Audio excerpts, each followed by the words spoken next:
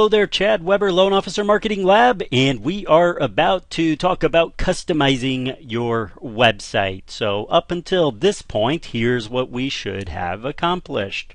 Number one, modifying your logins and basic settings. Number two, learning how to post and customize pages, upload imagery, and so forth.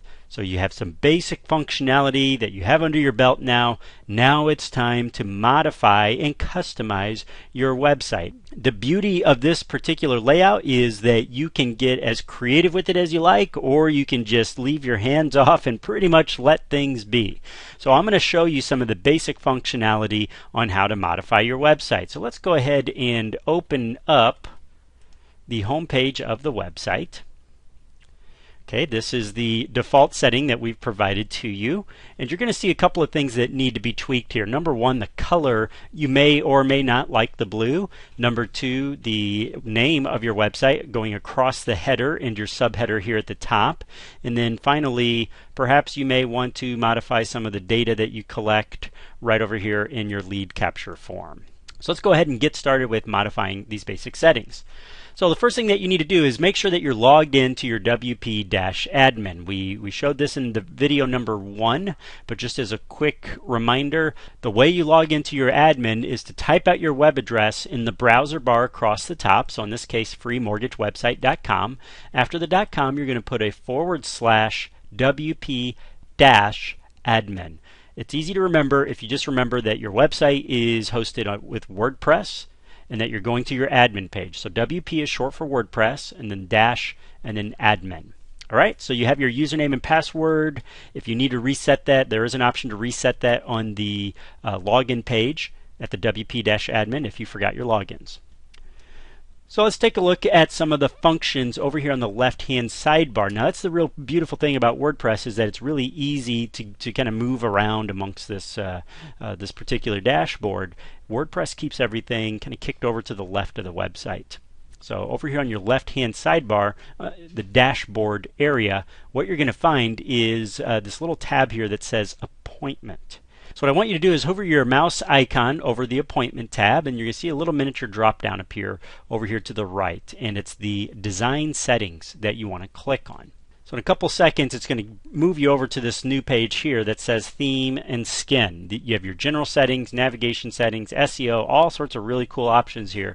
But this is the part where I mentioned that you can get as involved as you like, or you can make this as hands-off as you like. So if you do want to start editing things on your website, you're perfectly welcome to. But if you're happy with the way that they're set, there's really not much that you need to change here. But there are a few options that I do strongly urge that you tweak.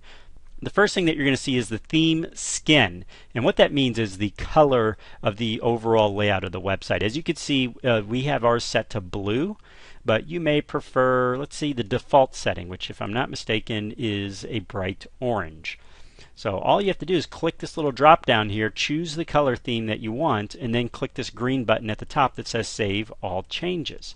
Now if I go back to my website and I refresh, what you're going to see is everything is changed from blue to orange. Now I can go back in, and this time let's say I want to try green. So I choose green from the drop down box, click the button to save all changes, and now I'm going to refresh this page again. And there we have the green. We have purple, we have red. This is one of the automated features that we don't have a whole lot of options here. 99% of loan officers are going to be good to go with the red or the blue or the orange or the green. But if you need to get more involved, there are literally thousands of ways to configure the color layouts here. These are just the presets. Now the favicon option is if you want to put a little icon up at the top tab. Like see right up here? See how we have this little Facebook icon here in the little clickable tab within the web browser? If you want to create something like that for your website, this website does support that. So all you would need to do is just upload a little icon that you like right here where it says favicon. If you want to move from a text-based logo area in the top header, then right here underneath custom logo, you can upload a image for a logo that will go right here in this header area. See where I'm kind of boxing this off with my icon? It'll fit right here in this space here. Now this can get a little bit tricky, guys, because typically you're going to need something that's dead on accurate as far as the size and the look and feel, and you need to have a transparent background. So just to make things simple, we've delivered everything with a text-based header, which tends to work out in most cases because most companies aren't going to want you to put the company logo in on your website. They want this to be more of a personal blog. So text right here is probably your ideal route. Next, you're going to see display blog site instead of logo, and that's the setting that we have picked out for you here, and that just basically means do you want to display text there instead of logo. So the next obvious question is, well, how do I change that text to something custom for my website? Okay, so now what we're going to do is go ahead and click this link here where it says display blog site title instead of logo. So if you're ready to add your text, then you're just going to click this link right here. And what's going to happen, let's go ahead and open that page up, is that's going to bring you to a option right here. See this where it says site title and tagline. Now take a look at what this says here. In site title, it says testing header. Now if we go to the home page of the website, you're going to see testing header in the large font. So whatever you type into this box, let's say Chicago mortgages, for example, and I click Save Changes. Now when I go and refresh this page, what's going to happen is it's going to update that font, or I'm sorry, it's going to update that text. Let's give it just a moment. And there we are. So that's the large text in that header area. Next you have the smaller text. You don't have to put anything here if you don't want to. So I could just delete this and then save and then refresh, and then that smaller text will be gone. But if you want to add a tagline, then that's what goes in this tagline box here. And then just down here at the bottom, so click Save Changes. And then when you refresh the page, as you can see, I removed it previously. Now I added it back. When I refresh the page, you're going to see it again here. Now that tagline font might not go well with all of the colors because you technically have kind of a grayish white. So depending on which color you go with, it may or may not display quite as nicely. So for a lot of you, I know that it's just better just to go with a simple title, because we're not really trying to go after a logo here. We're just trying to brand ourselves. So just something that's self-explanatory, and then move on. Alright, so that is the display blog site title instead of logo option. And then as we just keep going down here, we're going to see a bunch of other options. Next you want to go to the contact form email. Go ahead and update that with your email address. And then down at the bottom, click Save All Changes. You do not want to reset options because that'll kick everything back into default mode. So we're going to save all changes, and that's it for your basic options. Next, we're going to go to your SEO options. Typically, when you're looking at search engine optimization, which is simply how you rank in the major search engines such as Google, Yahoo, Bing, and so forth, typically there are plugins that you would add. However, we have a built-in segment here that does this for you. So underneath home description, I want you to go ahead and type out just a basic description of your website, and I'm going to show you here what that does. So go ahead and start typing something out that would make somebody want to click on your website. And I'm just going to go to Google here.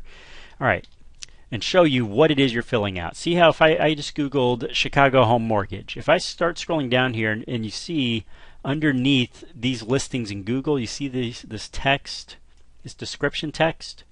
This is what you're filling out. Basically what you type into this box here, right here underneath home description, this is what will appear in your Google listing underneath that clickable link.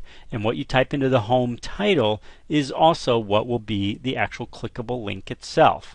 So what I want you to do is just kind of go down here, give your site a nice sounding title, try to include your city name in there and something that's explanatory, and then home description. Limit yourself to just maybe one, maybe two sentences at the most, at the maximum, and then home keywords.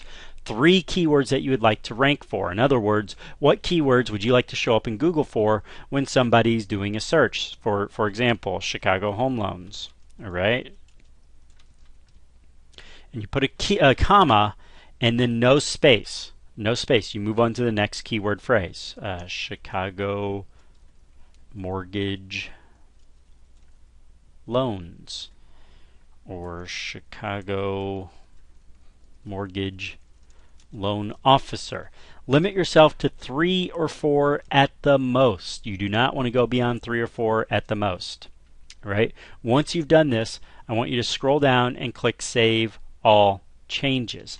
What you've done here is you've told Google what you want to rank for, how to display your clickable link, and then how to describe your website to possible browsers. Next, I want you to click on Style and Color Changes or Settings. Okay, that's right here. This page, now this is very self-explanatory. It's just going to go down and ask you how you want to format your site if you want to change things. For example, the font color, the background of your website, the body background image, if you want an image in the background, and so forth. Clickable link color, what colors do you want it to be?